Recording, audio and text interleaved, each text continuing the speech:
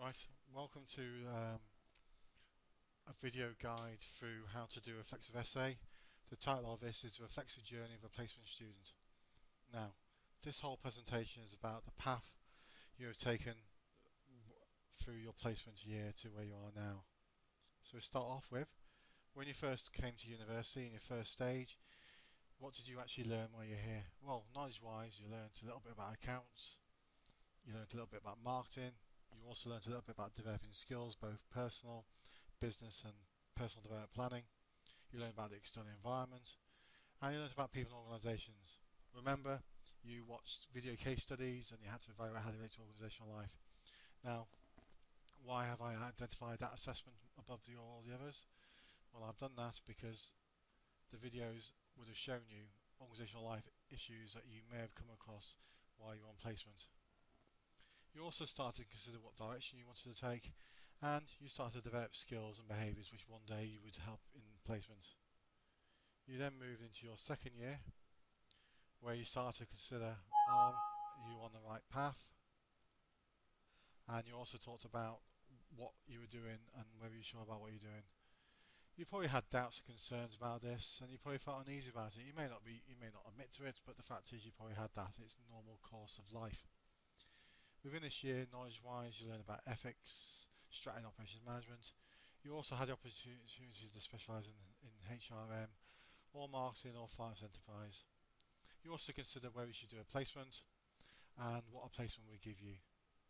You also started to think about what skills, behaviours and knowledge could you develop while on placement, and whether the placement would have any great value to you in your development as a future professional. As you entered into your placement year, and you're successful in securing a placement, and you were successful. You worked for, some of you in some cases, multinational organisations, both in the UK and abroad. You had the opportunity to develop yourselves, but also while you're on placement you start to probably think about, well, am I sure this is for me? Whether that is the placement itself, or whether that was the subject area that you were doing, or whether you as a person were relevant for this. Now, it probably wasn't what you imagined it to be like. You didn't think you'd be making tea or coffee, or photocopying, or doing filing, or doing manual duties. But you had to do this to learn organisational life and how the business worked until they were capable, until you proved you were capable and they trusted you to do the job. Some of you may have been thrown in the deep end, some of you may have been protected. But these are all different journeys, and you need to reflect upon how this affected you all. Now, the people you met may not have been what you expected. You may have felt insecure. You may have felt out of your comfort zone. You may have felt that this isn't for you. But the most important thing is that you probably would have learnt a lot about yourself. And you probably think, well, actually, in my first 2 years at university, didn't really relate these to the workplace. However, work experience and experiential learning is not just about knowledge. It's about the ability to make sense in a chaotic world. And the placement is the opportunity to do this. And so you need to think about what skills and behaviours you did while you're there, and how you developed, and more importantly, how you changed. Coming back to your final year, which I call the Thunderdome. And I call it the Thunderdome because it is a fight. It is a fight to see which of you survive and which of you rise to the top. You look at other final year students who didn't do the placement and you go, well, actually, they haven't really learned what I've learned. Do I really fit into university life again? It's different. There's less structure. There's less tasks to do. I got used to working a 9 to 5, or in some cases more than that a day. And you think about, well, actually, is university still for me? I really want to finish and get out and start earning some money and start my career. You're also probably thinking about, well, okay, and how have I changed over the past year? Am I the same person? Well, of course you're not. You're a different person. What type of professional am I going to be? How have my values and ethics been challenged or reinforced while on placement?